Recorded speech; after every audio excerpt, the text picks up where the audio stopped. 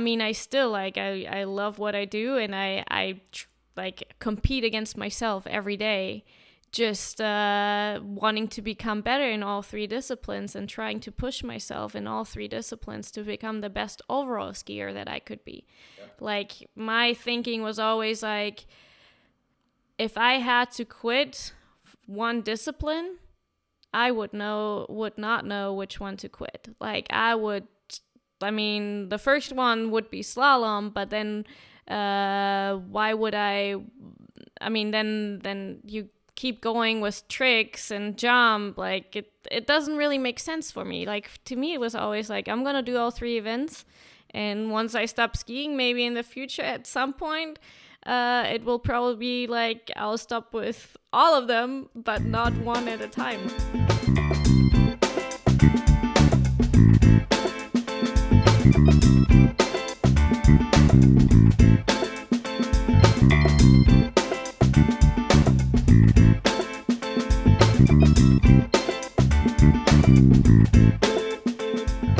All right, everyone, welcome back or welcome to TWSP, the Water Ski Podcast.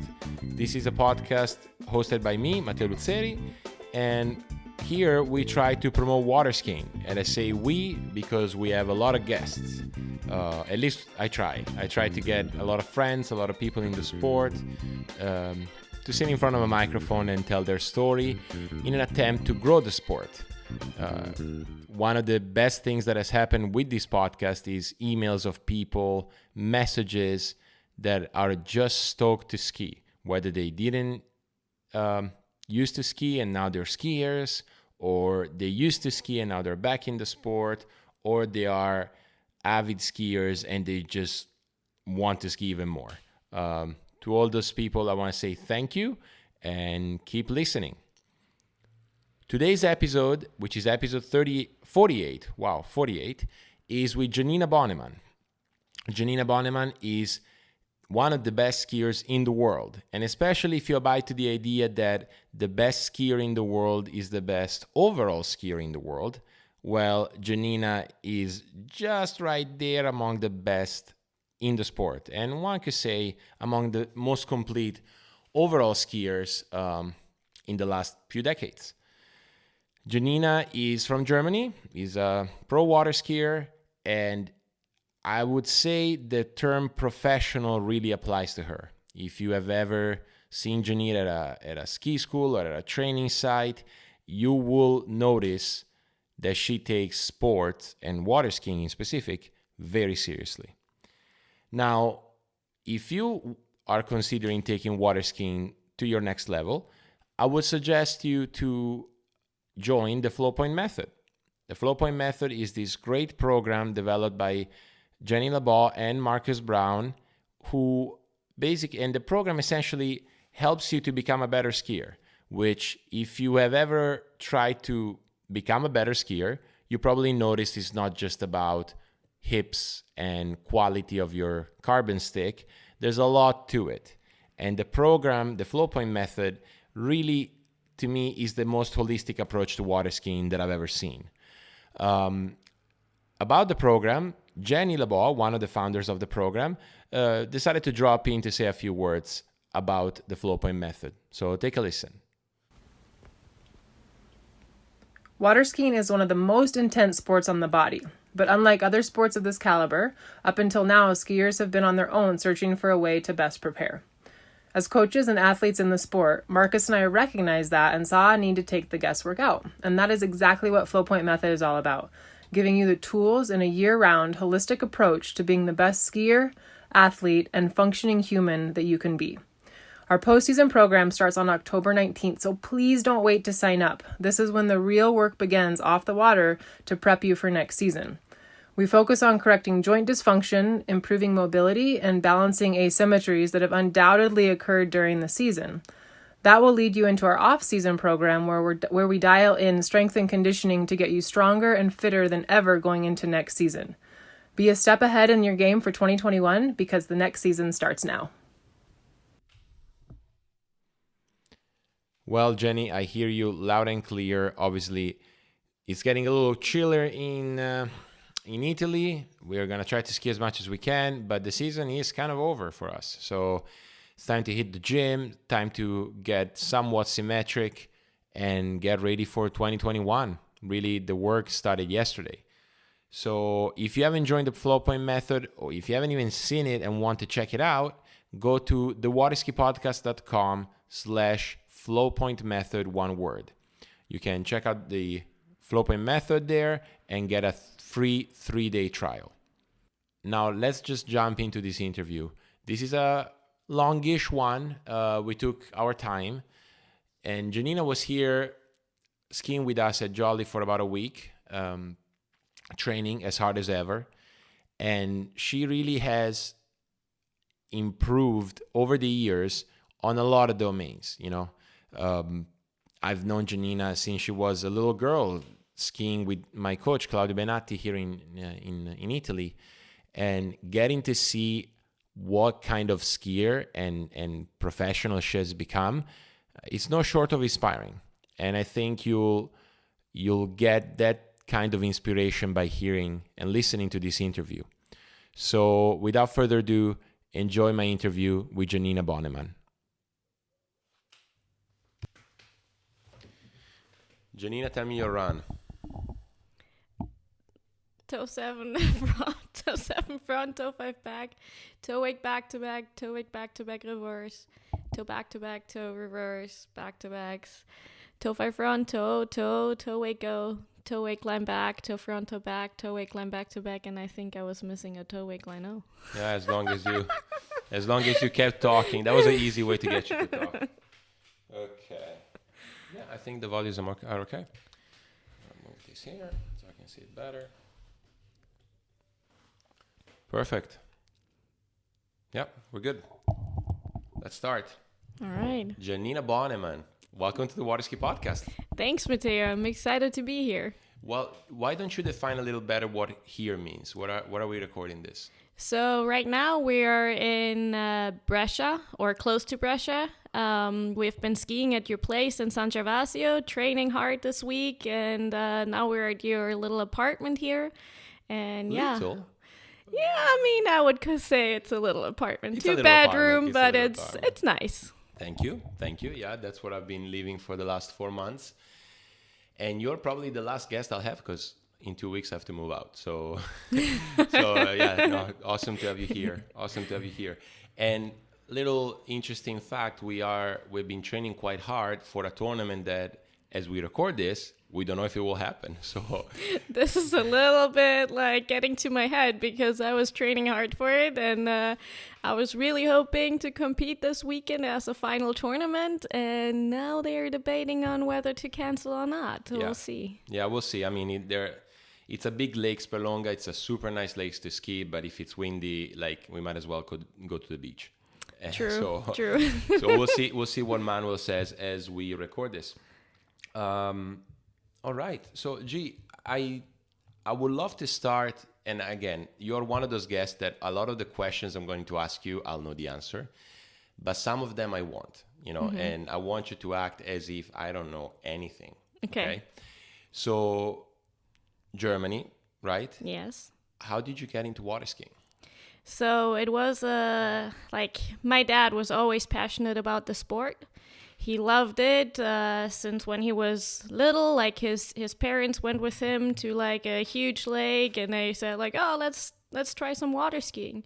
So he got on the skis, but didn't really have a clue, and kind of just got into it, and just did it for fun his whole life. And then when we were young, my sister and my brother and my mom and dad, we would always go to a lake in the Netherlands, like a big lake, and that's basically where my dad put us on the skis when Chiara and I were 4 and 5 years old, and that's where everything started.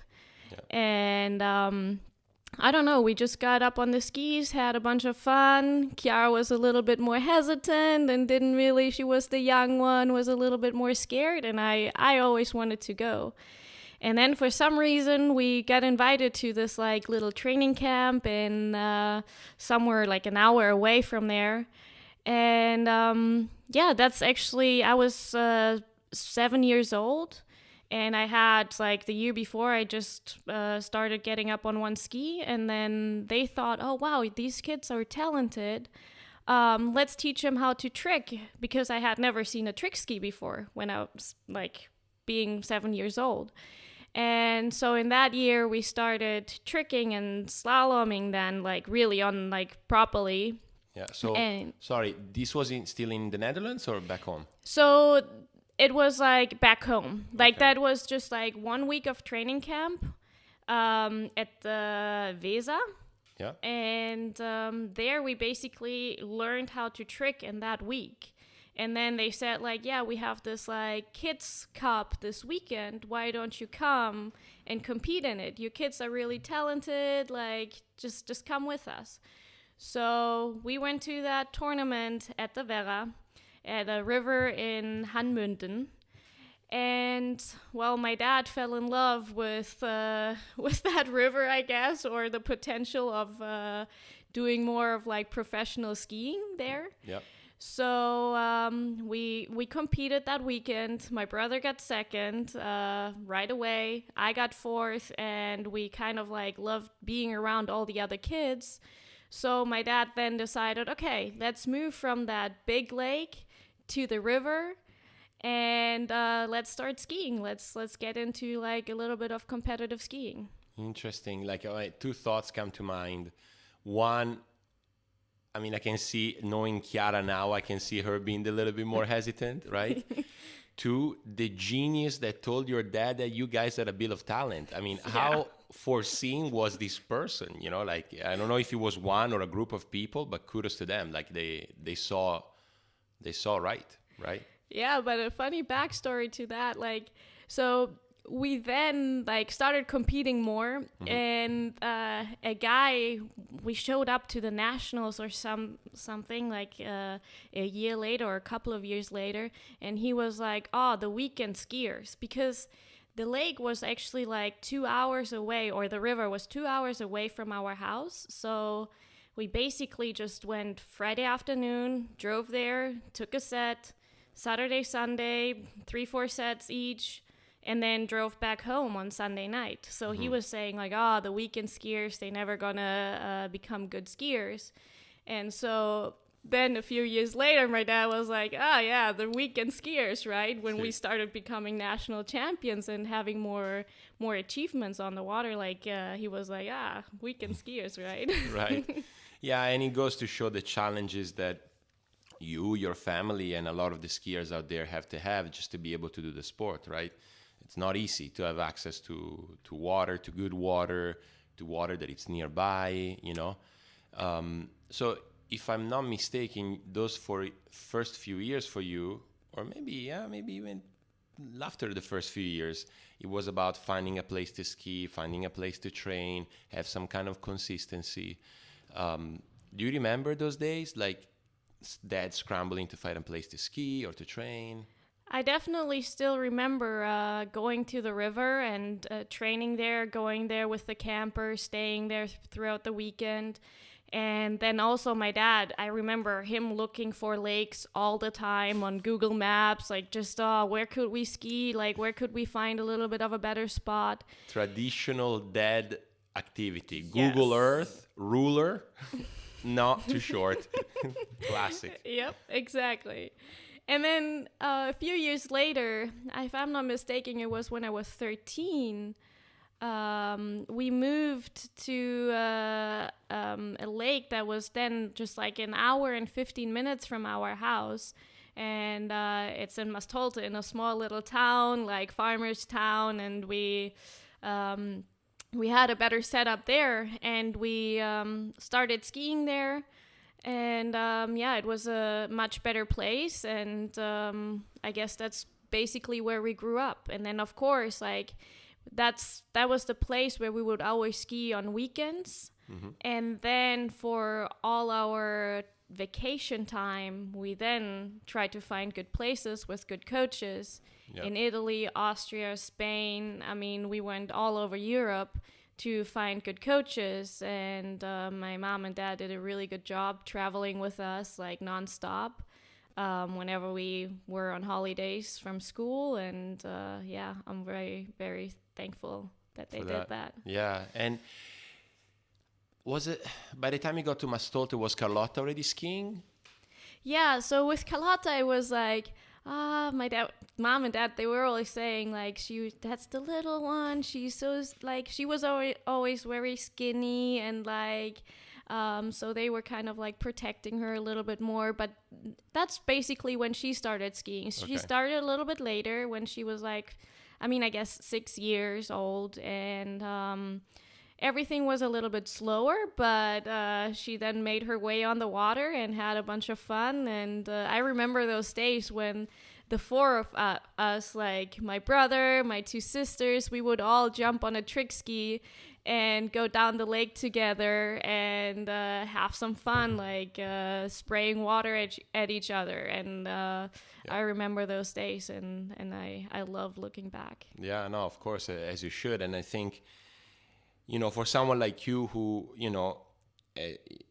is competing at the world stage and has to take their training very seriously, it's also good to see how, you remember days where, the trick set fight was a little bit more ingrained and it was good, I want you to talk, because I think one of the things I want to talk with you about is the importance of coaching. And I know I've had other guests speaking about the importance of it. I've had coaches speaking about their coaching philosophy.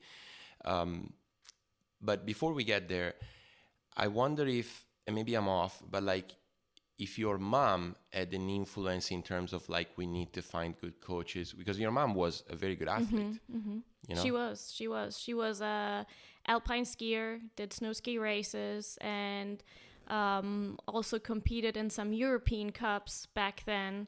So she was pretty high up there, and like she has a strong mindset and is definitely very dedicated if she starts something to continue and push through it. And what she did was just incredible. Like, my dad oftentimes had to stay home and make some money, stay with the company, work hard. And whenever he could, he would join us. But then it was my mom's kind of task to travel with us to the different places, to Italy. I remember like spending 6-8 weeks with her in the camper in San Polo, or like wherever we went. And of course, my dad came as well, like whenever he could take some time off work. And but it was mainly my mom who then like traveled with us all over the place. Yeah, like she knew she knew what was important to become a better athlete, which I think those things might be a little different in water skiing than snow skiing than football, but like there are some common factors, right? Exactly. She definitely knew what was important. She didn't know that much about water skiing itself. It was kind of like she was pretty new into the sport. She started when she was young as well, like just getting on like once up on one ski, or like free skiing or something. She didn't know much about tournament skiing, but she knew that if we wanted to get somewhere, we needed to find good coaches, because in that sense, like, she couldn't help us. She knew a lot about like nutrition stuff and staying fit and all that, but there was not much of the performance side in water skiing that she knew about. Yeah. And seemed like bringing you girls to places with good coaches that has some kind of, at least like, I don't know, fame for being a place where some people came out and became, national team members or stuff like that. Like, seemed to be a good strategy. Like, I don't know much, but I know they need good training, good coaching, good sites. So I know that there was a lot of that in the early days. Yeah, and I must say, like, my dad was most of the time the one who decided, okay, you guys are going to go to this place, ski there. You guys are going to go to this place and ski there. Like, he was the decision maker. He always like knew and did his proper research of where to go and where to find good coaching. Yeah. Sorry, I'm just taking a little notepad here because I want to take some notes for later. Sounds good. And the break is over. So, let me see. Okay. So, like, first tournament was the kids one. When was your first, like, I guess, my guess would be first big tournament, nationals? So I would say, like, I don't really remember when my first nationals was. I think the year after that I did the Kids Cup, I probably competed in the nationals, or maybe a couple or 3 years later. Mm-hmm. But what I remember was when I was 10, I, for the first time, qualified for the European Championships, for the youth championships. Ooh. And they saw, like, my federation saw that I was really talented and I could get somewhere. So they decided, even though I did not make all the national qualifications, that they would send me anyway to just show me what is out there.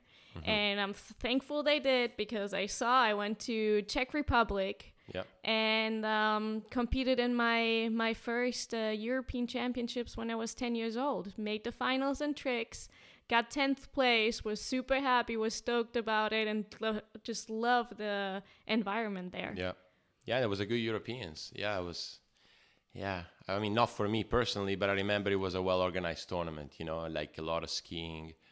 No, those first tournaments, like, leave some kind of mark, right? So you obviously, sounds like you skied well for what you could ski at the time. What else do you remember? Like, bunch of kids, what was it that caught your attention? Yeah, I remember, like, being around a lot of different skiers from different countries. I thought, wow, this is cool. Like, so many different people. Like, I, at that time, like, I mean, I was 10 years old. I just started speaking a little bit of English. Like, that was, I think, 5th grade when I started with English. Yeah. So, yeah, but then we hung out a lot with the Austrian team, so the language barrier wasn't an issue. But I just enjoyed having lots of fun being with the national team and just hanging out with everyone. Yeah, no, it's, I think for a European skier, and I think for the American audience, might not be super clear this, but when we go to junior Europeans, which are under 14 and under 17, it's like almost a week-long tournament. There's minimum 100, 110 kids, mm-hmm. generally more. Mm-hmm. And it's just kids running around trying to ski their best from all sides of Europe, all speaking different languages, you know. You have your tents with your team, but also, like, it's a very, I think, a unique experience for a European water skier. Like, if you get to experience junior Europeans, then generally you're going to be more likely, I guess, to go home and want to ski, you know? Definitely, and that's how it was for me. Like, I competed that year in the European Championships, and I don't know, like, after that, I just wanted to keep going, and I pushed, like, so hard. Like, I mean, most of the time, my dad couldn't get me off the water because I wanted to ski more. I remember those days. Yeah. I remember that very well. Yeah. So, was tricks, or, like, you know, because you're a very well, like, I would say, a very balanced overall skier nowadays, mm-hmm. right? Was tricks the one that caught you first, the one that you were, like, really passionate about, or what was the early days in terms of which event?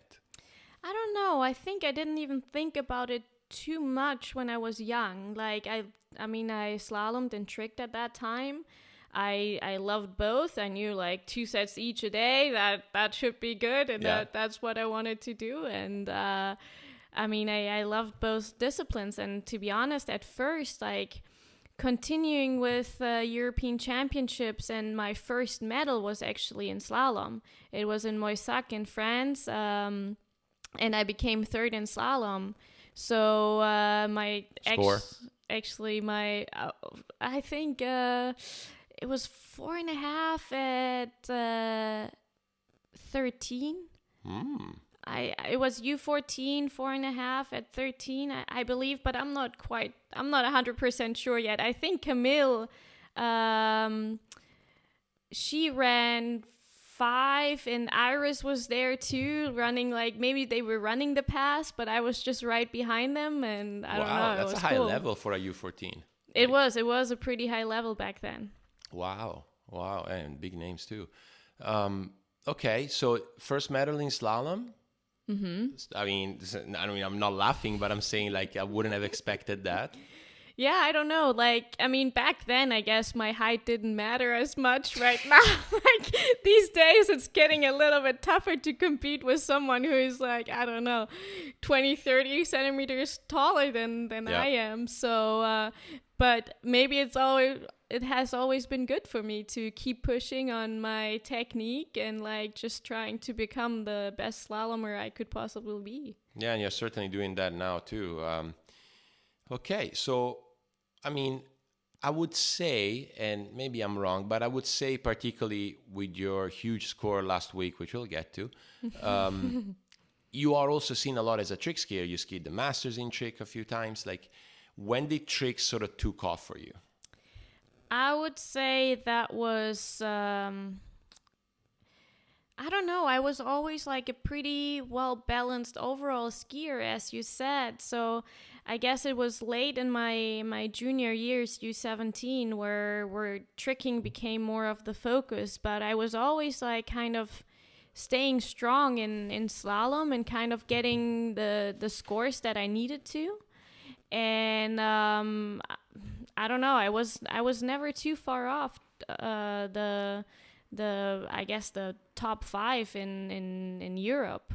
So I kind of tried to stay up there with everybody, and I mean, there was never a point where I said, okay, I'm only gonna focus on tricks because that's gonna be my strength. I always thought, okay, I'm gonna keep the 3 disciplines like evened out. I'm gonna train in each discipline as hard as I can, and then we'll see where I get. No, and it's interesting because just by my knowledge of water skiing, if I had to guess, if you were among the top 5 in Europe, in juniors, there were some French and some Belarusians in front of you, right? And we're talking about 2 nations that have a long tradition of tricks, like almost you know that you're going to be followed well if you come from those 2 traditions.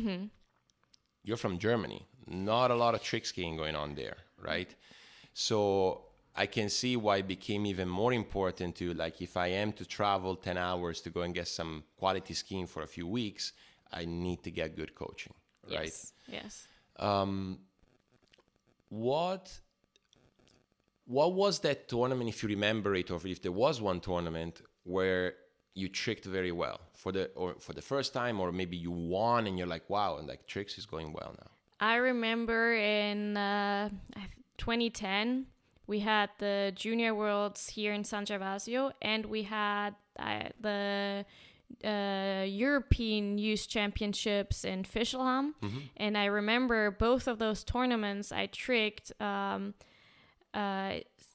65, I think, in San Gervasio, and then 68, or the other way around. And that was when I thought, okay, there's some potential in tricking for sure for me.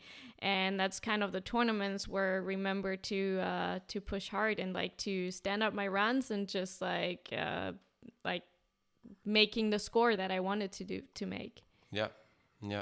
Because it's not, I think tricks particularly is interesting because you have, I mean, there are moments, and I don't even know where they are. I think they change for skier to skier, but there are moments where getting 100, 200 points is really hard. And I'm talking about youth, like at your level, even getting 40 points is 2 months of thinking. But like when you're juniors, like maybe you're there like 5,000, 51, 49. And then the season after you're 65, right? Yeah. Were there like moments where you felt you were a little stuck? Or was it always like you knew and then jump? So I think I increased my trick score kind of every year a little bit.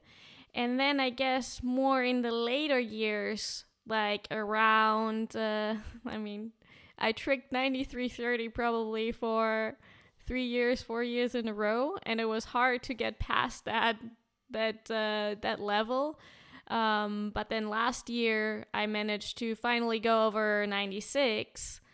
And I mean, now this year has been a little bit of a different story that I'm super excited about, tricking for the first time over 10,000 points. And that was huge for me because that has always been like a lifetime goal for me. Yeah. Like, I did not want to stop water skiing before I tricked over 10,000 points. Yeah.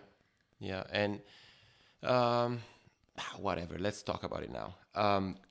My feeling, and I can remember because, I interviewed Erica. Yeah. And she said also about that as well. Like when she saw Clem tricking 10, she wanted to be the first one tricking 10. Didn't happen. But at the same time, it opened, right? Like the possibility, oh, wow. Like women can trick 10. Yeah. Is there a bit of that there? And what I mean is, like, was the perception that 10 grand was like the guy's score and now women are doing it? Or what is it about the 10,000? So about the 10,000 for me, I mean, I saw Clem run it like when I was still young. So that was still when I kind of was getting into the sport, I would say.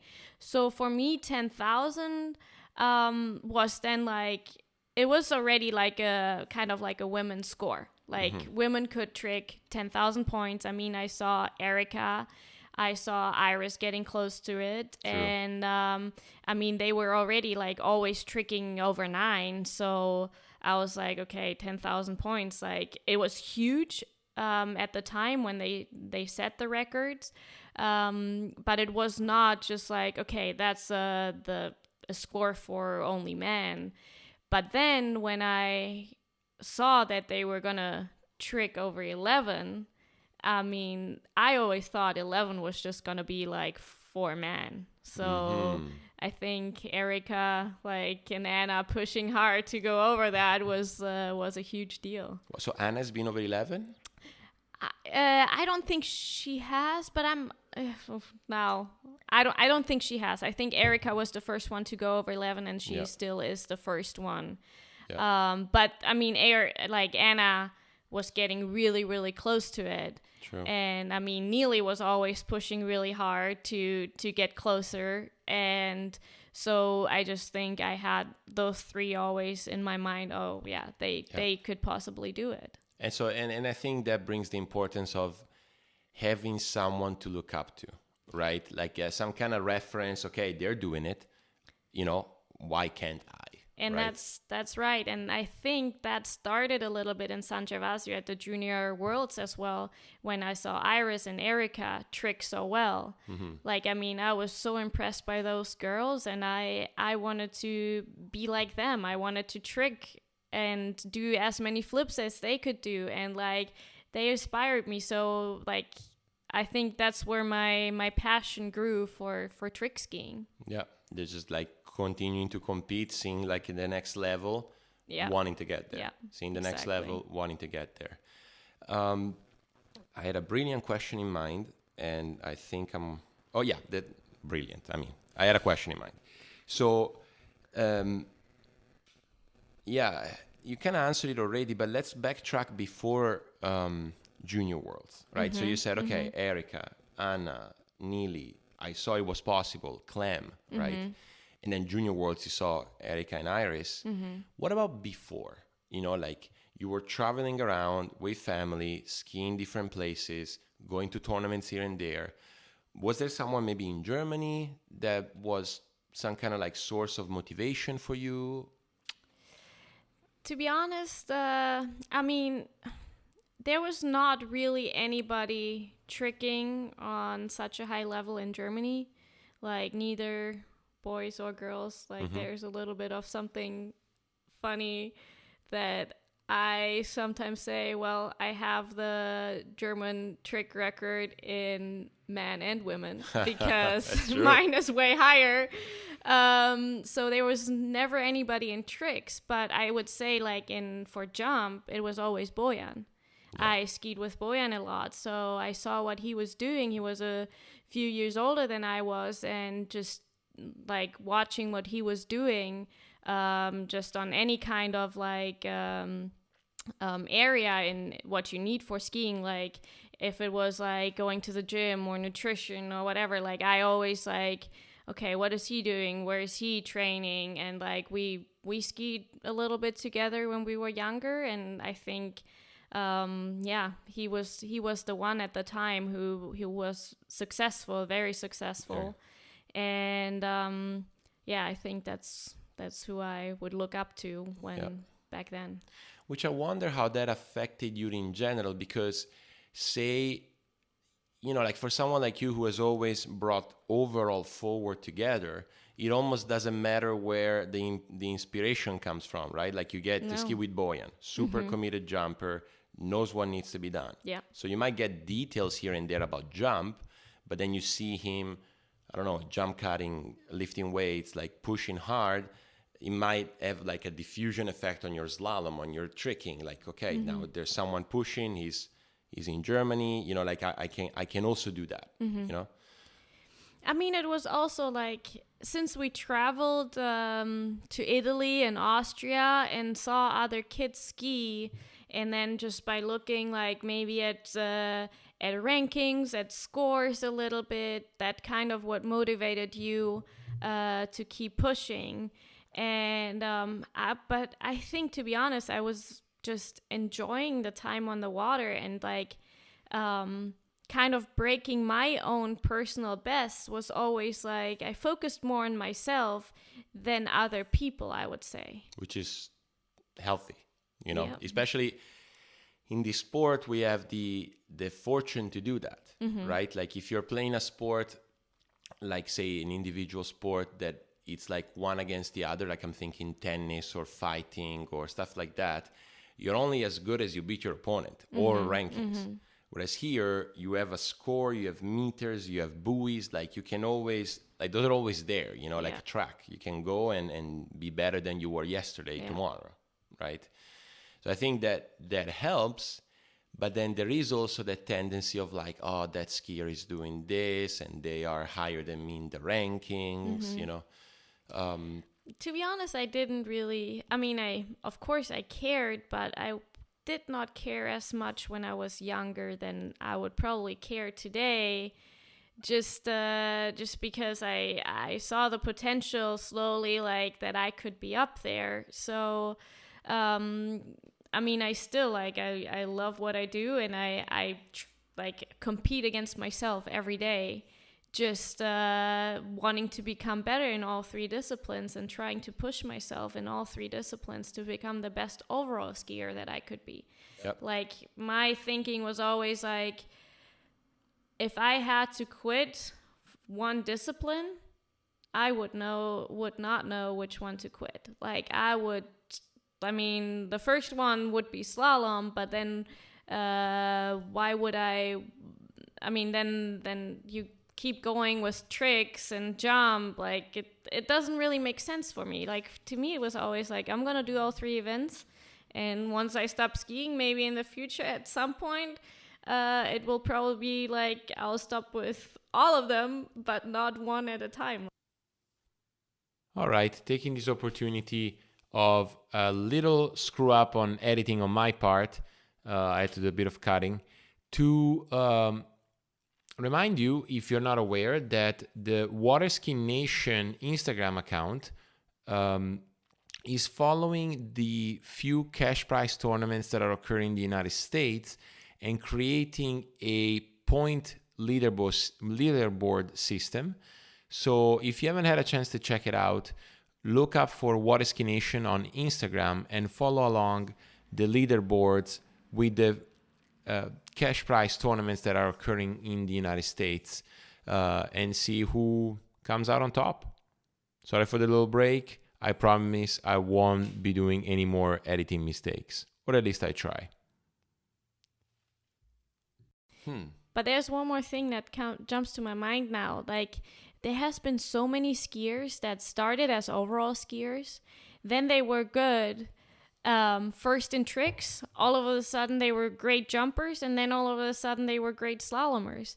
I mean, the best example I would say is Manon. Like, she used to be a really, really great tricker, and I think she made her first medals. Like, when I was listening to her podcast, I think I heard that she made her first European medals in like tricking, then became an insane jumper, and now she's this incredible like slalom skier, and it's so you never know what is going to happen in the future. Yeah, no, you don't. And it's funny how it's kind of like like the story of Marina Mosti. Like she was great tricker, then became massive jumper, then because of injury ended up slalom skier and became a really good slalom skier. Yeah, I think Clementine was the same. Clem, yeah. I mean, there's so many examples. So don't give up on something if there might be a future a few years later. True. And I think in my limited knowledge of track, or like, the snow skiers that do the overall, it seems to happen in those events as well, so you have a deck athlete who might be throwing very well and all of a sudden now he's jumping, so like it definitely brings more variety, right? But with that variety, in my mind, especially in training, it makes it quite challenging if you're trying to bring all three of them together and up and improve. And I don't know that I could find anyone better than you to speak about those challenges. Yeah. Maybe let's talk about like now, because my assumption is that as you were a junior, you would go like one slalom, one trick, one jump, or 2-2-2, like kind of bring him in. Can you still do that as a grown-up overall skier? Is it more like I focus on this week? And how are you managing your training like that? So, I mean, of course, we all get a little bit older. We all starting to feel our body a little bit more. So it became harder throughout the past 2, 3, 4 years to really keep pushing all three events and to say like, okay, I'm going to slalom and then I'm going to do 2 trick sets and then 2 jump sets. I mean, on a good day, you can still do that, but then you can't do that many days in a row. So you kind of have to start focusing on each discipline, like individually, and see like, okay, maybe, or for example, a good example would be like the week before Ravenna. Yeah. Like I had this goal in my head the weekend before. I ran 93.80 2 times. And also the entire summer, like I had pretty high scores, like 90s. And then I set this goal. I want to run over 10 this year. So I said, okay, there's this tournament in Ravenna. I'm only going to trick there and I'm going to prepare for it the best I can. And if that means I have to like slow down and slalom and jump, that's fine. So the week before Ravenna, I really focused. I tricked every day. And I really specifically focused on it. I slalomed a little bit, but I only took like 1 jump set, which I know, like I've realized this year, it doesn't matter, like as long as the next week you're gonna pick it back up and you start with a good mindset that it's possible. Mm-hmm. So I focused on tricks. And, well, I made it happen. I ran over 10, and I don't even, still to this day, I don't know how it happened. But there it was, like, really, for the first time, okay, I'm just focusing on tricks. I have not done that in the past too much. I was always trying, I guess, with slalom, I would say, like, okay, I'm only going to slalom every other day. But I never really did that with tricks or jump. I always focused on those 2 the most. And probably the most on tricks because you just need more water time in trick skiing. And yeah, that's kind of how I try to go about it. Yeah, and so it sounds to me like you started to periodize within the disciplines. Yes. Yeah? Yes. So obviously last week was pretty straightforward. You were there, you were just gonna trick. Yeah. But let's say a regular spring season where you're getting ready for the season, do you bring all 3 together? Do you maybe like scatter them, or how do you plan your days off? I think that would be a cool thing to hear from someone as experienced as you are. So to be honest, I start with all 3 disciplines at the same time. I try to bring them up together to slowly start. I know they all work a little bit different. Where like in tricks, for example, my first sets are usually like awesome. I can do my runs, and then all of a sudden, like a week later, boom, nothing works anymore. With slalom, it's a little bit different. I struggle a little bit in the beginning, and then it starts to slowly become better. And with jump, you just have a lot of like riding your skis in the beginning of the year, like craning, like maybe just doing cut and passes, just like slowly getting up there, but you don't notice like that you actually could not jump like your PB right now, like because you're just bringing it up slowly. But I still try to ski one set each in all three disciplines. Maybe like what I usually do is ski 3 days, take a day off, ski 3 days, and then at some point I take 2 days off. But I must say that's what I've been doing the past couple of years, or 3 years. But then this year, because of Corona and everything, it was a little bit different. Like it was kind of my first time being back in Europe for the whole summer, trying to find different places to ski at. And I actually, I probably jumped the least this year, but saw pretty good scores. And I've kind of noticed that it is more important to give my body the rest and being strong than it is to like keep pushing and over skiing. I tend to do that in the you tend to do that. I tend to do that. I have to agree that I'm so determined that I just want to keep going, and maybe that's where I struggled as well, like the past few years with some injuries, just overtraining. And this year I actually managed really, really well to just like maybe even take 4 days off, a week off, and just trying to get ready for the specific tournament.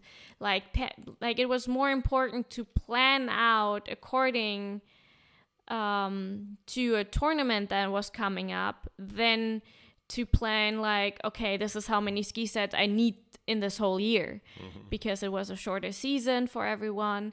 And so I would say like I at least needed like 2 weeks before a tournament to ski like back-to-back days, or like ski three days in a row, take a day off, 3 days in a row, take a day off, maybe take 2 days off. So I would do like 2 weeks of it and then be ready for the tournament, and then maybe take an entire week off to just let my body rest. No, it's interesting how this year we all had to adjust a little bit, but it seems to me that like through this, you also have learned a different way of approaching the season, right? And a different way to approach training in general. Like you said, I've realized the importance of rest, which I would agree. Like I even see it at ski school with lower level skiers where maybe they go to vacation for a week and they come back, they're freaking out. Like, oh my God, I lost all the work I did over the last 2 months.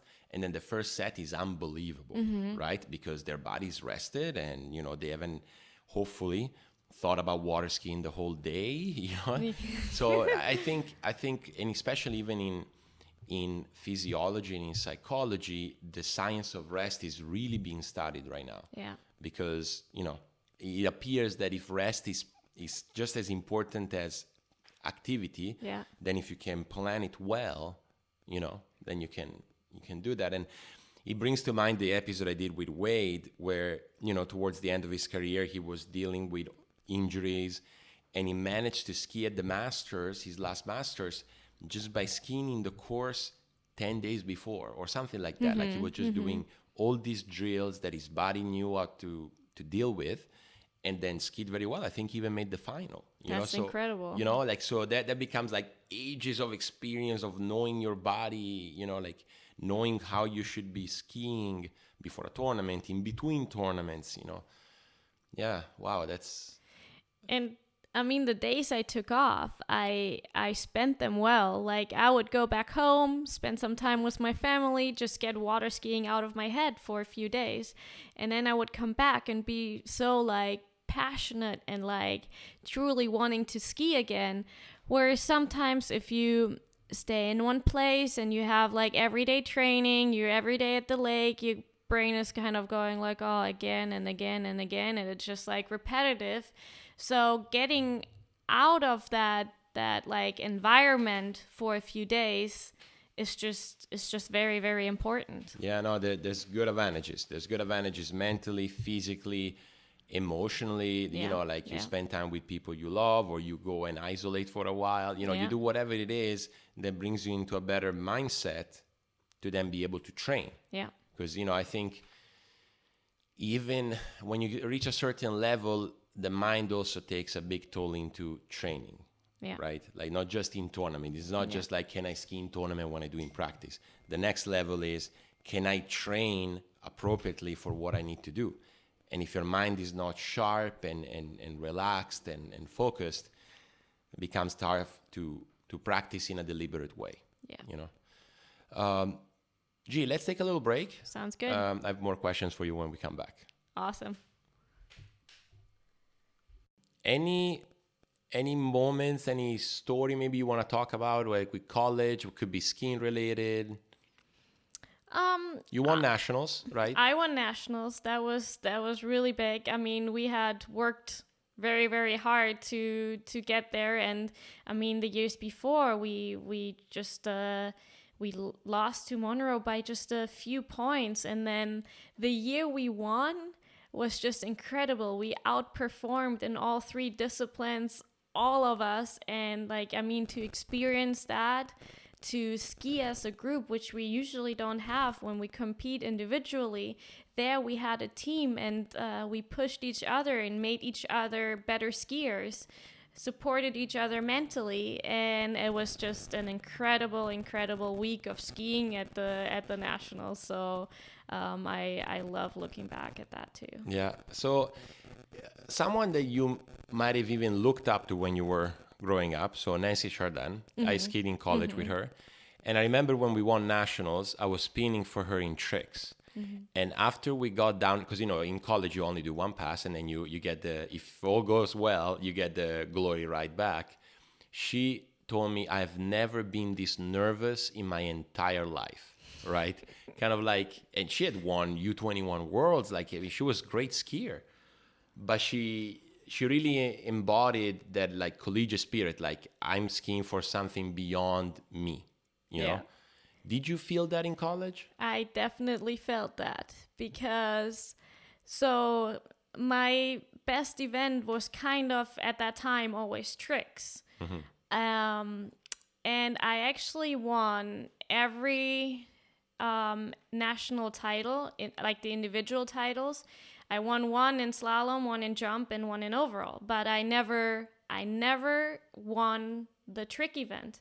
And this is kind of funny because that was supposed to be my best discipline, but the nerves just got to me, and I must say 2 times I kind of screwed up. I mean, I still got decent scores, but I never showed what I truly, like my true potential in tricks with one run, and up to this day it's like a little bit often, I don't know, it still kind of gets me here and there that I wasn't able to do that. Yeah.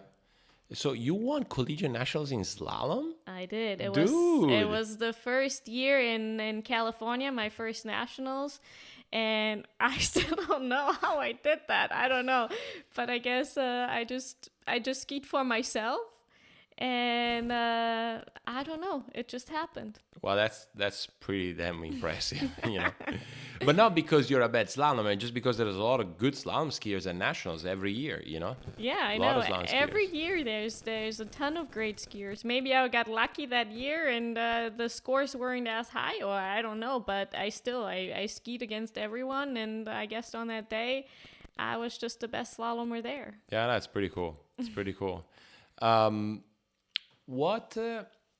Because there's different school of thoughts, right? Like there's some skiers who made the decision not to go to college or not to do collegiate skiing, right? And we see them around. They're great skiers. And one of the arguments is, well, yeah, you get to ski, you get to study, but you don't really get to train the way you would want. Like you still, you know. And I know for experience that a lot of skiers, as they get to college, actually their scores kind of dip a little bit, and then they start to climb back up. Did you notice anything like that for you, or? For me, it was the opposite. I think because I always was so determined, I always kept pushing at it, and I just went out to the lake a lot, and I had never skied that much in my life. Right. Like the first year, I mean, my seasons looked like, okay, I would start my season in the spring for Easter break. I would go to Italy, train there. Then till the summer, I would have a big break and only ski weekends, ski 6 weeks, 8 weeks maybe in the summer, have a break, only weekends, ski in the fall, done. Like end of October or like middle of October, my season was over. Now, going to college in Lafayette, I was able to ski almost like every day and to ski like through the winter. Like I skied until I think middle of November or end of November, took 1 month break to go home, see my family, came back and tried to ski again as soon as it was kind of warming up a little bit. And so I skied more than I ever had before. And I saw immediately, especially in tricking, that it helped me so much to get more water time. Yeah, and that's so crucial, because one can make the argument, again, I think, as we said, like there are some bits in the trick experience where, you might get a little stuck, then you have a huge bump in points, maybe you can fit that extra trick, or you've learned a new trick that replaces a very low scoring one. But at the end of the day, tricks, like the boat has to come back.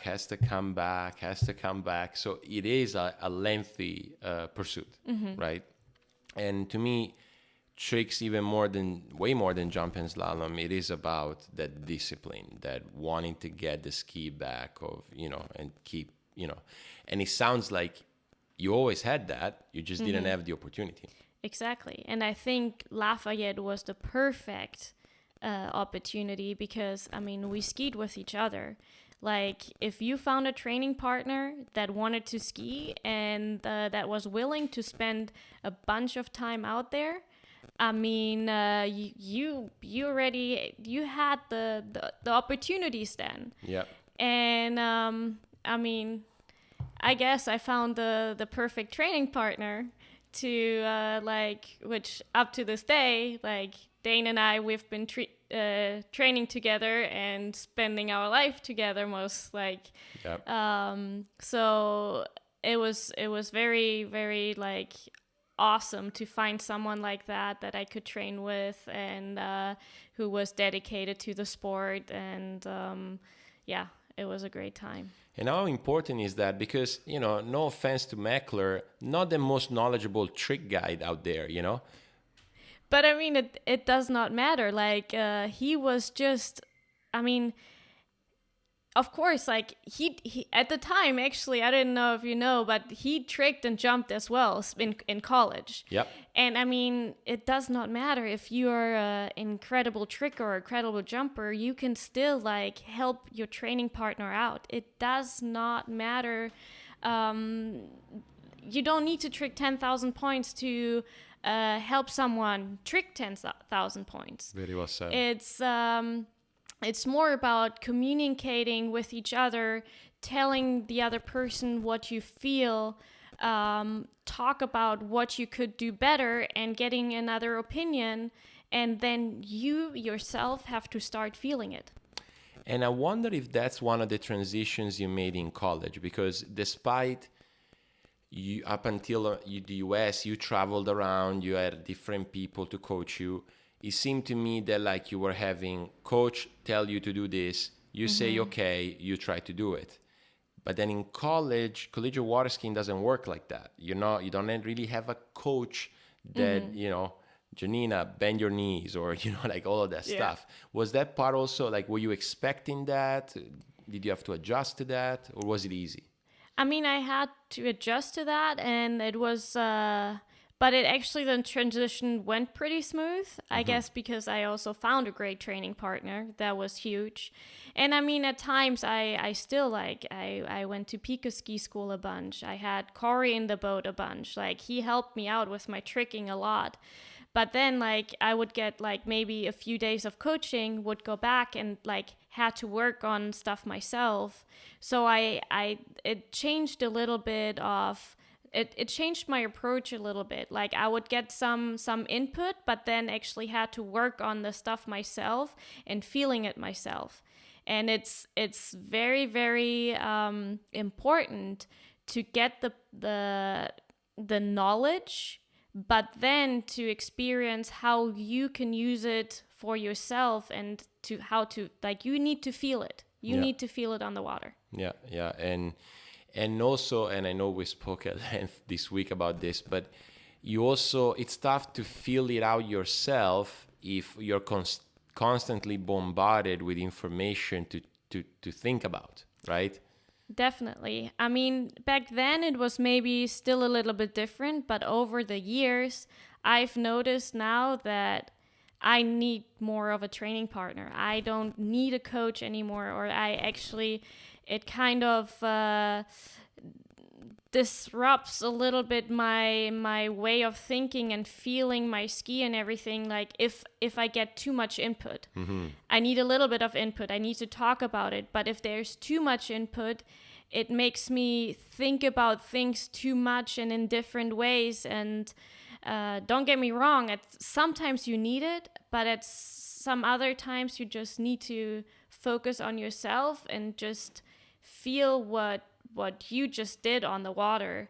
And then having a training partner is much easier than having a coach and maybe telling the coach like, hey, sorry, but this is not, I don't agree with you, because I mean, you respect the coach. Yeah. So it's easier having a training partner and just constantly talking, having conversation about skiing with him, and like then seeing where you get. Yeah, and I think, in my opinion, the great coaches, and I will put, in my very little experience skiing with Corey, I will put him in that category.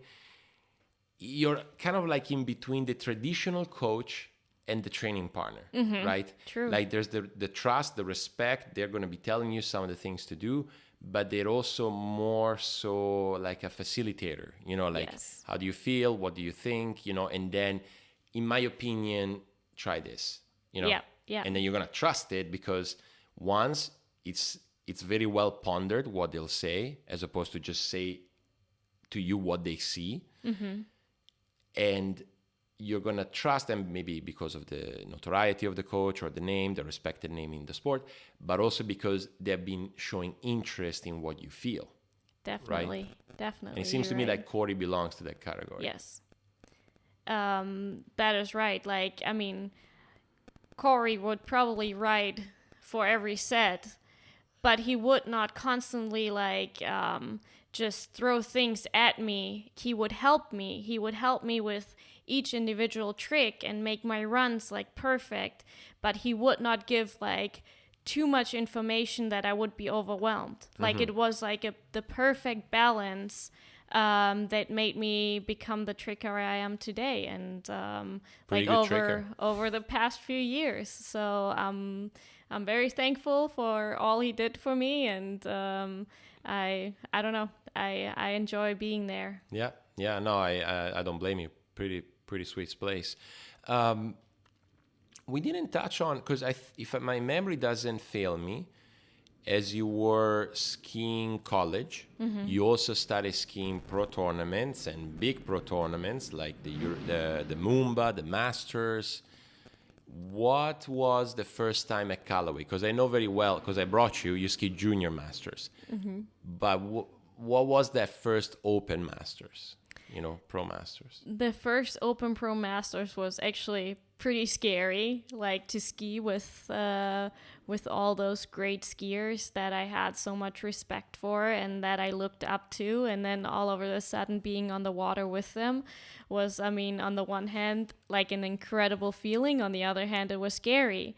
And I don't know, I it was such a great time, and my first one I truly enjoyed, and I made the best of it, and it was so much fun. And I mean, everybody knows Callaway is not the easiest place to ski at, so that comes on top of it, and you were used to, okay, before you go to a tournament, you're gonna get a training set. There's no practice set at Callaway, so No. well, there was a lot of variables that were there when I first skied that tournament, but it made me become a better skier. Oh yeah, that's very well said. I think particularly youth, they often fail to realize that the more important tournaments you partake in, the more you're going to become a better skier just by virtue of going to the tournament. True. Right? Like just of, the butterflies on the dock, the manage worldwide by water, training time is at 7:23, like all these things, they do make you a better skier, But with masters, with you, I'm more interested, like, I don't know, almost emotionally, like it's a huge event. It's, I would argue top 2, top 3, like after Worlds or with Worlds, Were there some names? Because obviously when you skied your first masters, you're surrounded by skiers you, as you say, you look up to. Yeah. Were there someone in particular like, oh my God, I'm about to ski with or against, I mean, Natalia Betnikova was always there. I mean, her being a great overall skier, she was always one of my idols that I looked up to. So, I mean, Whitney, great overall skier. Regina, great overall skier. Like, I mean, having those girls there was just incredible. Yeah. And, I mean, I saw them compete, and which fascinated me. And I don't know, it was such a new experience to be on the dock with them. So I don't know. It was great. Yeah. And then comes the second Masters, where you've already had that experience, and now I'm assuming it's game time. I need to, I should, I want to. What was the best placement you've done in Masters so far? So in Pro Masters, I made the cut 2 years, and I think fourth was the best placement. Yeah. And so you've done tricks. You also jumped in Masters. I jumped like the last year that I went. I jumped as well, and I made the cut in jump. Ooh la! So I was really, really excited about that, because I mean, jumping was still like it's still a different story. Tricks, I have been to more pro tournaments, or like I was already kind of I had skied at Callaway in tricks, but I had not skied in jump there. So that was nerve-wracking, and once I made the cut, I was like so stoked and like also like relieved. Yep. Yeah. Yeah. Because Callaway is funny for jump. Like I'm assuming it's not easy. I've never jumped there, but there's the 6 you're getting in spin, and yet for whatever reason, oftentimes you see huge jumps at Masters. I mean, it's still a great and an incredible sight. I mean, they bring the ramp. The ramp is awesome. The boats are great. And I mean, if you can handle everything else, like the weather and the maybe it's not as flat or calm, but if you can handle those variables, I mean, there's no reason why you shouldn't go far. Yeah. It's a lot of timing, and I don't know. I actually managed well in prelims, and then in finals, I don't know if it was mentally or what it was about, but I couldn't bring it together in finals. But that's just then like learning to deal with all the different conditions and variables that are surrounding you, and the environment, the pressure, and I mean you just learn. You learn a lot. Yeah. No, for sure. And I would imagine, because jump is also a little bit of like that extra stoke you need. Mm-hmm. I mean, when you see the pavilion full of people watching, and you feel them behind you, because you're starting from the pavilion in jump, right? Yeah. I mean, that's got to be a super cool experience. It is. I mean, to have the spectators, to see like so many people on the shore, it's just incredible. I mean, like US Masters, huge. Moomba Masters, Massive. probably even bigger just because of the crowd. And I mean, just standing on the dock at Moomba Masters, looking down the river, and you see the city in the background, and like so many thousands of people left and right. And I mean, I think also like from the conditions, like it's even more challenging. But I've performed pretty good the past years, and I've been really satisfied with my performance there. And that just showed me a little bit like, yes, if there is something around, like if there's spectators around that cheer you up, you will perform even better. Maybe having a little bit more of pressure, or just because it's a cool environment and people expect you to do good. But I think that really pushes you as an athlete. Yeah, it does. It really does. I agree. Like if you can handle it, if you're able to channel it into, stoke, it can bring high performances. And maybe that's why the Masters, because I mean, historically, junior jump, open jump, I mean, Freddie did the world record one year at the Masters. Like it's insane. It's insane. It's insane that he can like just go out there and do what he does every day, and just like, even though he has so much pressure, and then like jumping a world record or whatever, it's just insane. And that's probably because of some external factors that actually play into his cards that just push him to do better than expected. Yeah, or than he would do if the pavilion was empty, exactly. Or if it was like a regular record tournament, No, it's a good point. Okay, well, we spoke about Masters, we spoke about Moomba. Well, if we had a Grand Slam of 3 in water skiing, the other one would be Worlds. Yeah. And I remember your first medal was in Chile or Mexico? In Mexico. In Mexico, 3rd in overall. Yes. Right? Yes. Now, the overall medal at Worlds, that's no joke. Like you have to do very well in all 3, and that was your first medal, right? Yes, that was my first medal in overall. Before going, I did not expect anything. To be honest, like that was, the tournament was late in the year. I believe it was November, and I was still in college. But it was already getting really cold in Lafayette. So I remember really struggling to train for it and to get ready for it because of the weather conditions, and not that many skiers in our team were skiing anymore at the time because there was no point. They were just focusing on finals, and Nationals was done. Nationals was done, and I was still getting ready for this big tournament. And to be honest, like a week or 2 before, I almost thought about like, why am I doing this? Like, let's just quit. Let's just go stay here, focus on university, and not go to Worlds. And then I don't know what happened, but I got to Mexico and it all fell into place. Like, I skied amazing in all 3 events. I ran up to my potential in slalom, what I could ski at the time.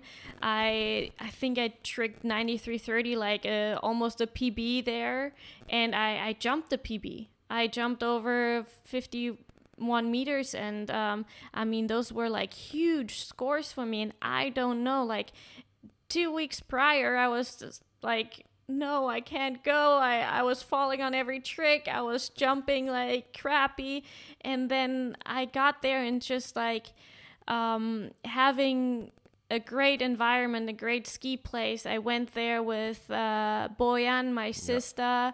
Krista Shipna was with us as well. Gina Kruger was there with us. And we had this good crew, physical therapist with us as well, who prepared us really, really well. And up to this day, I think she was huge. Like, to take her with us was huge, just because she prepared us so well physically and mentally that was a big game changer. Yeah, I think, as you said, like particularly at those big events, like to perform at the highest level, the whole pie has to be in place, right? Yeah. So you had good social support, you had, good physical and mental training, seems like. Maybe the technical side wasn't the sharpest, but that's just like one slice of the pie at that level, right? Yeah, that's true. So, wow. No, and so probably very validating, that medal. Yeah. Yeah. Yeah. So, I mean, after that tournament, I guess I didn't know what was going to happen after college, but I think having that huge success early on, 2015, I mean, I really wanted to keep skiing. I wanted to see where I could get. Like, I saw the potential of being really at the top.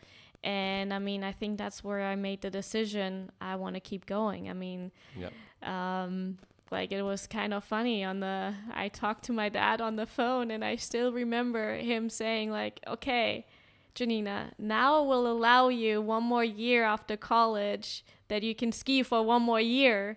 And we had this little agreement, and I don't know, it was, I held him accountable to it, right, after a couple of years. Yeah, I guess. Yeah, it's such a Ralph thing to say too. But I guess, so you finished college, graduated with very good grades. I remember that. I remember in my class you did well. How about that? That was so awesome to take psychology with you. Like, I just loved it. Of course, at first it was kind of a little bit weird having you in front of all the students, and you did not make it easy on us.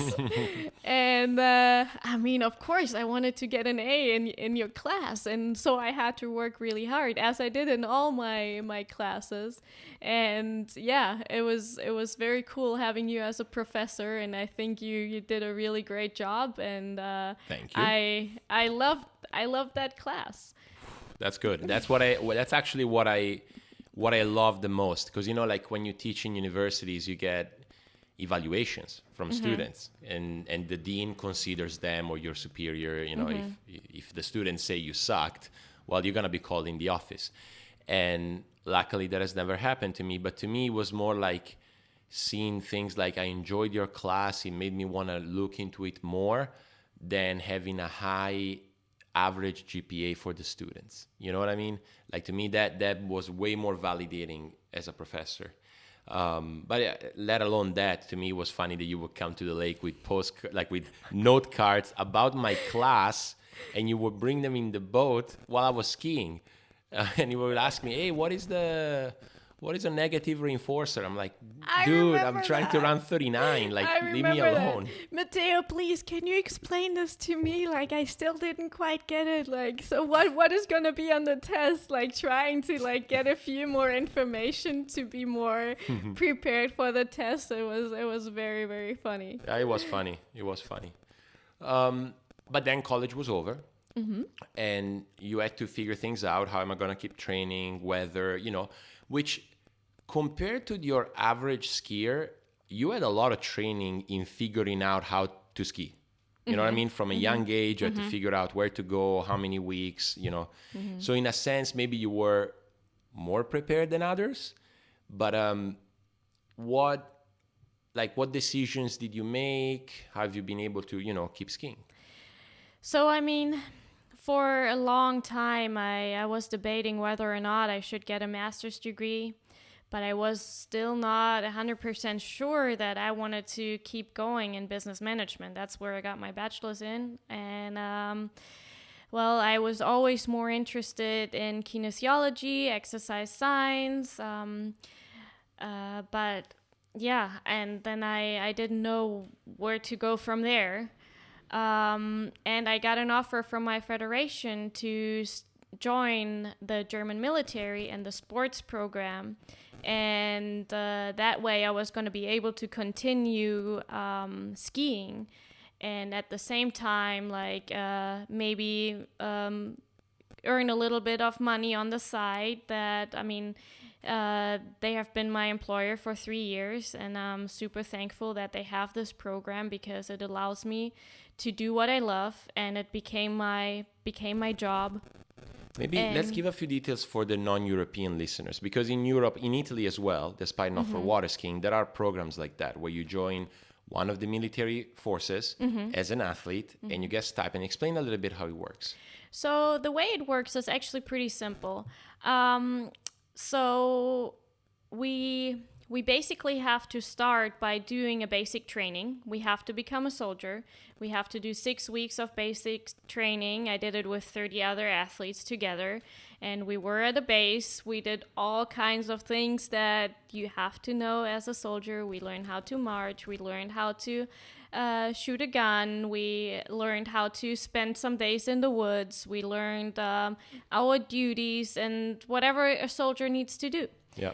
And so the 6 weeks were really interesting, but also a lot of fun. I guess also because I like this kind of like drills and whatever you need to do as a soldier.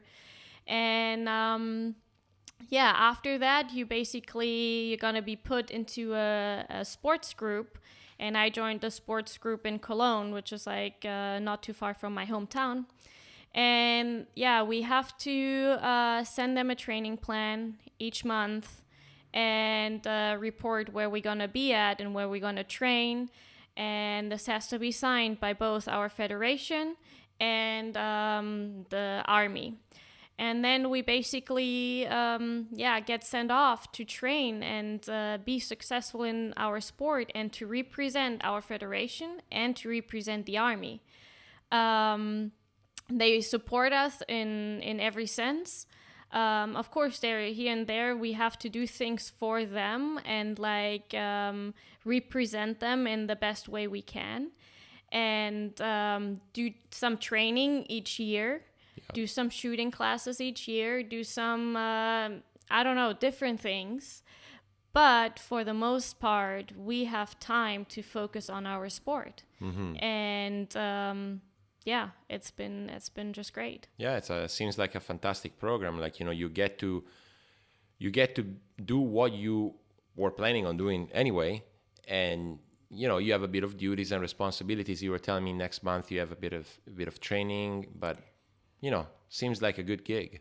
Exactly. So next week I will have to finish my season a little bit sooner than I would like to, maybe, but I will have 4 weeks of military training, and I'm excited for it. I know this is part of it. This is why they support me, and I have huge respect that they give me the opportunity. So, what are 4 weeks if you have a whole year to train, or the rest of the weeks to train?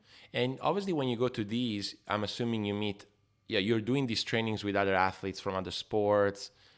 Exactly. So the military-based trainings, like everything that deals with becoming a soldier and learning like what you have to do as a soldier, that's all with those courses are with other athletes. I did one last year, which was a little bit more sports related, like basically to become a trainer. And I did that with regular soldiers.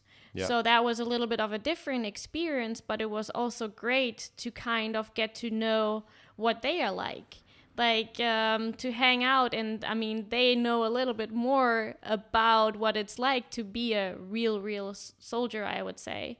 And it was a great experience to hang out there. And now I'm excited to go back and do some more training. Yeah. I was interested because I remember you told me when you went to your first 6 weeks training, you were with like rowers, basketball players, track athletes. They were all sports. Yeah. Was there sharing going on? Like, how's your sport like? Definitely. And we noticed a lot of similarities. Just from how athletes behave.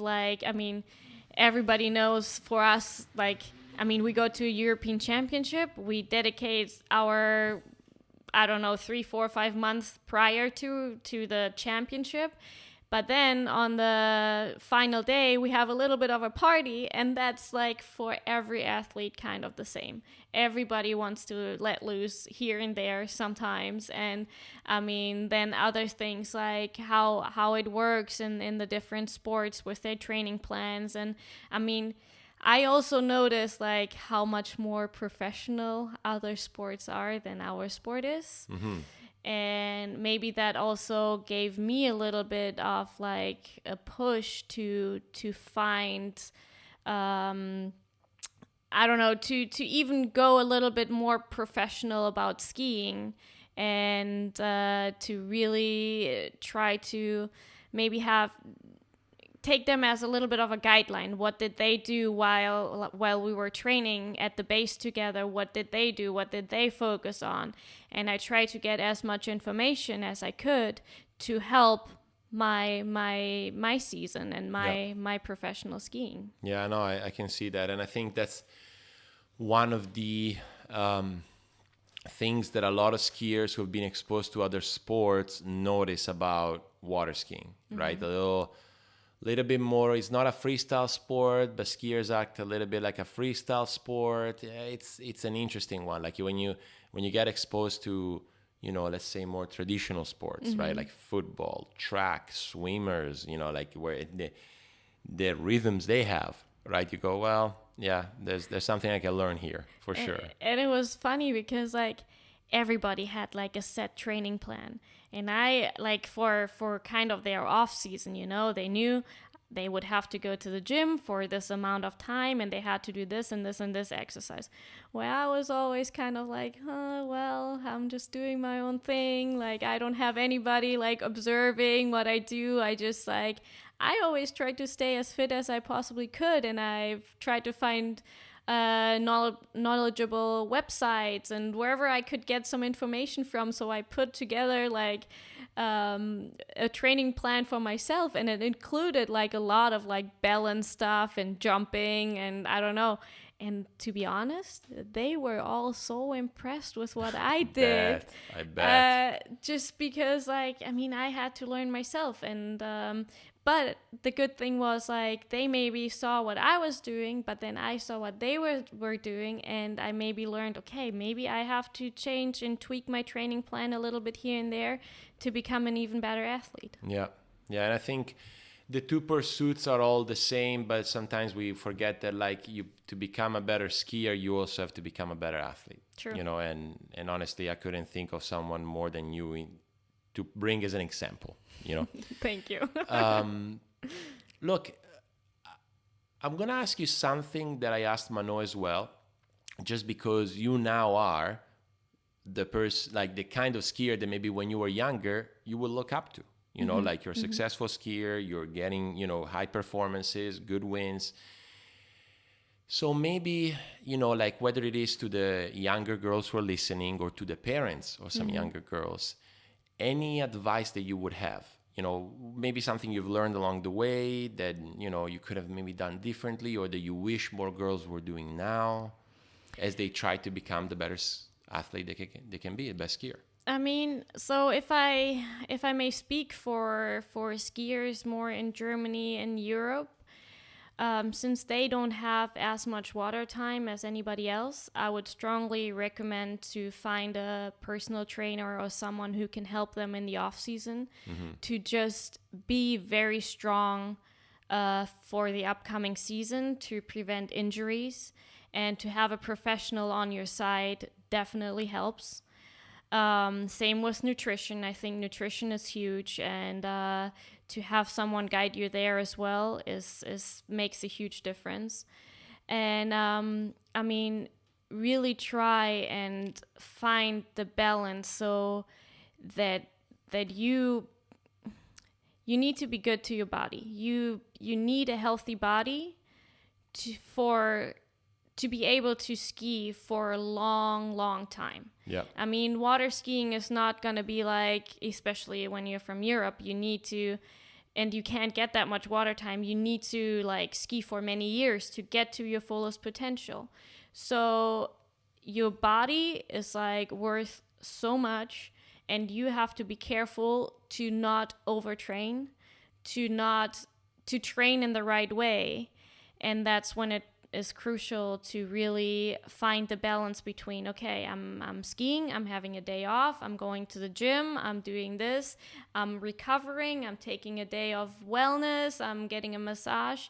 It is very, very important to figure out a systematic way of doing it. Yeah, no, I would agree. And I think, you can make the argument that, the more you ski, the better you're going to become. And I agree with that. But there are also these other components where I would say in water skiing, they play a huge role even early on. Like think of your junior skier who, gets an injury, or just by lack of physical fitness, or by overdoing it, or, like not fueling their body the proper way.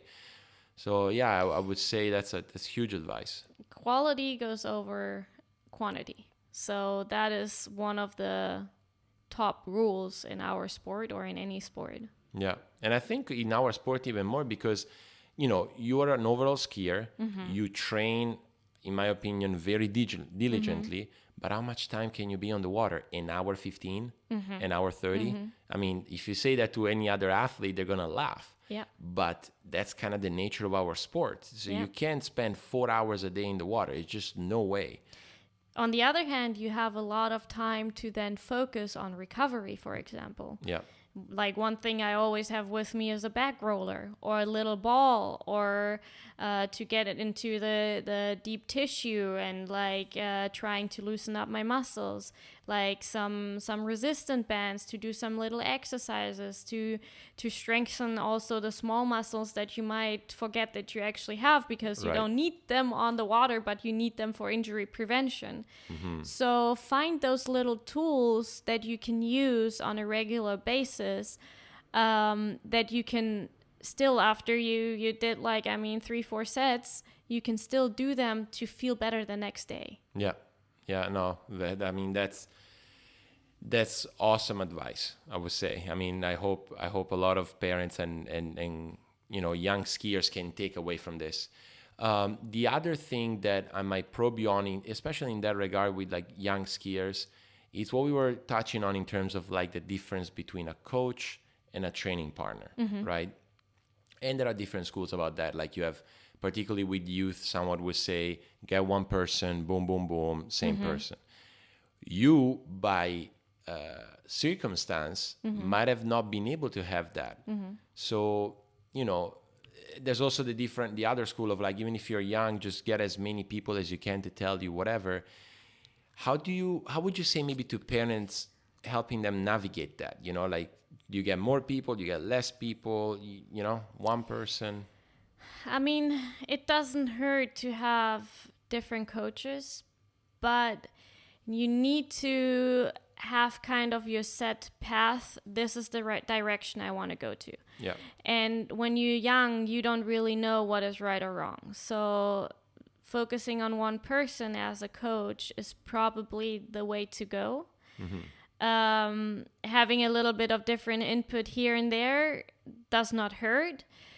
Unless perfect circumstances would be your parents were professional skier. They kind of know what you have to do, but then you go to different coaches and then your parents are kind of filtering a little bit for you. But that's an ideal kind of situation. Yeah. So having one coach is probably the best way to do it, just because I know I've had it happen in jump that in the past I would go to a training camp. I would be skiing with someone in the summer. Then I would go to a training camp, and then all over the sudden that coach in the boat would tell me like, what the heck have you been doing? This is crazy. This is nonsense. And I mean, me as a 14-year-old, 15-year-old kid, I was like, oh my gosh, what am I going to do now? I don't know this or that. Or I was so confused. And especially in jump, because jump is so much about confidence. It took all my confidence in jump. And that's maybe why I was always having a little bit of harder time in jump to get to where I wanted to get, because I was missing that one specific coach that would tell me, okay, this is the path you're going to take. Yeah. Yeah, and I know you're an avid listener to the podcast, and it doesn't surprise me that Jay, who, among the most renowned jump coaches, has that precise philosophy. Like, if you come with me, you stay with me, we are on a joint venture, we go together. Because I think even at the highest level, it seems like having that person that can help you with your confidence, that you trust, seems to be key. I think that is huge in jump. In tricks, you have a little bit of more, you learn one trick at a time. You you can have a few more coaches. Maybe one is better in teaching you flips. Maybe one is better in toes. So there's different components because you learn each individual trick. Then you have to put it together, and there's different styles too. But I think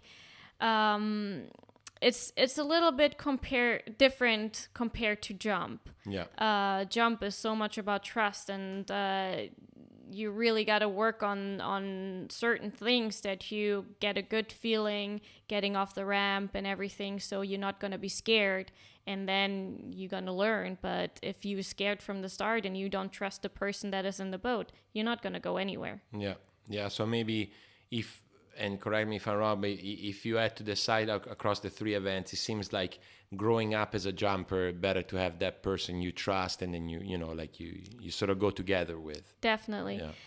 Yeah. A little bit of an issue is then you also need a great trick coach when you're young as well, because tricking is crucial from the start. You learn tricking in your early years. It's going to be way harder to learn it later on. So the focus should actually be tricks at first, in my opinion, just because I think you need so much more water time.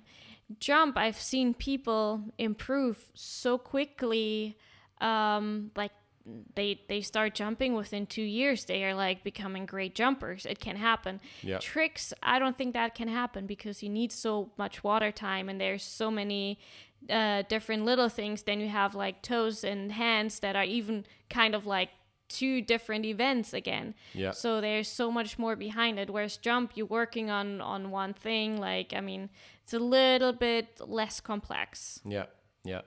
But it becomes a little, as you said, even though it's less complex, maybe movement-wise, in terms of mentally, trust, overcoming fear. There is a lot of it that having that one solid person as a reference point can really help with. Yes, definitely. Yeah. Well summarized. Yeah. Gee, look, I think we're at a good spot. We forgot something. I'm not sure, maybe something else I wanted to mention that, so this summer it has become even more important for me to give back to the younger kids. I've noticed more and more what kind of impact I could have, and that I could help a lot of younger kids, and maybe that's also why it was very important for me to become part of the Revenue Pro Water Skiers team, because that was set up for us to kind of help a little bit the younger skiers from Team Germany sports. And so I coached a little clinic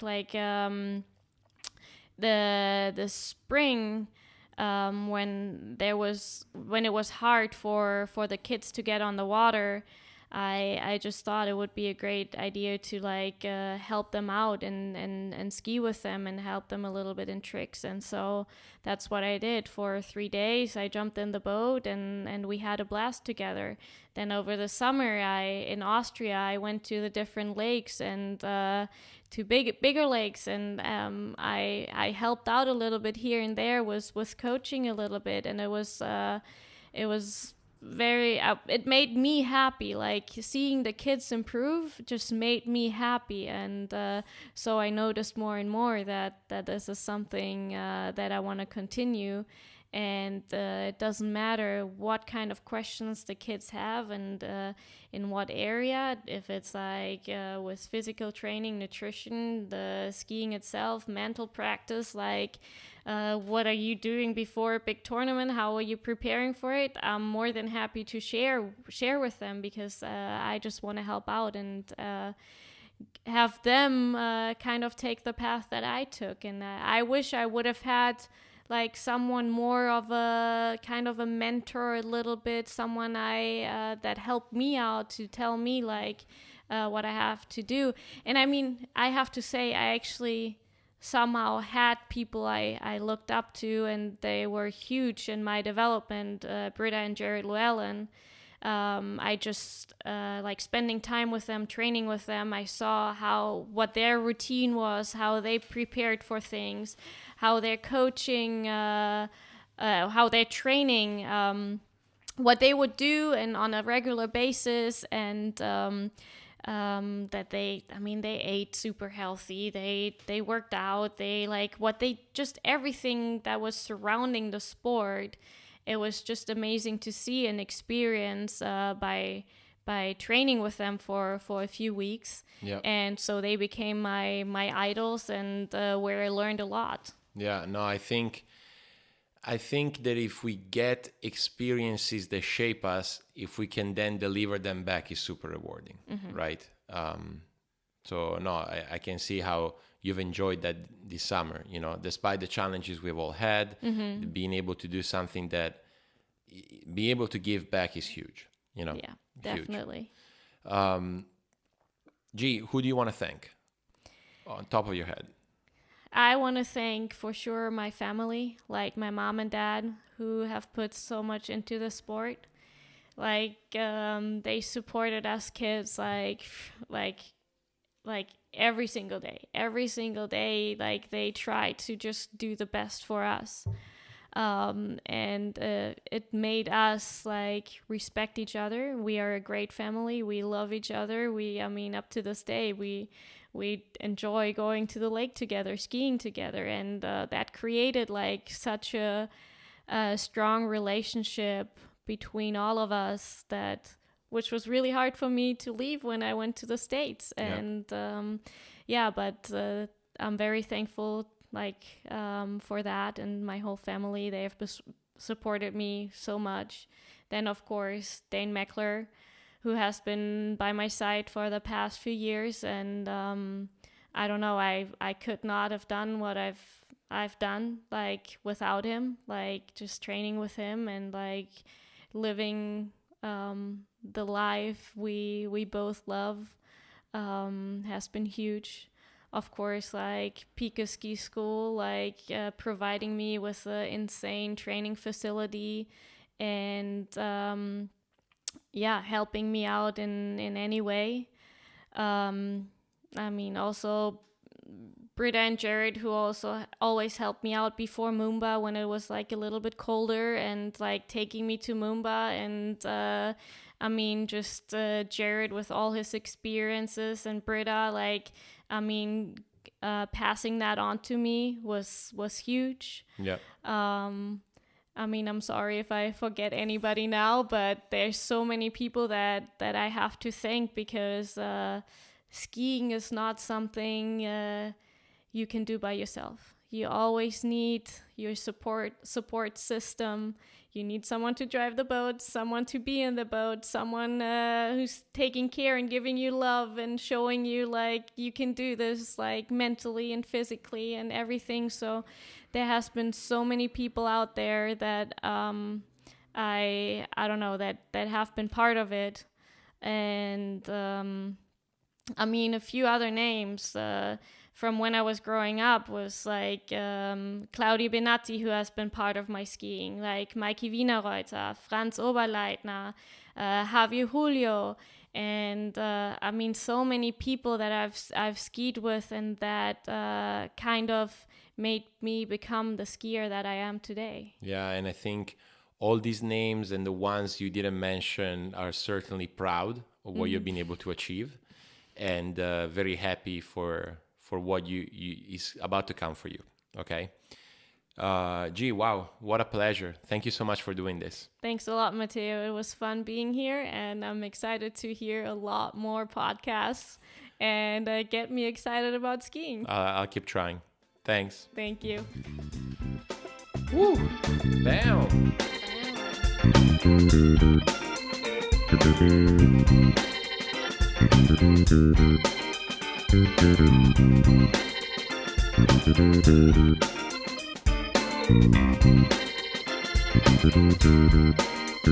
Bam.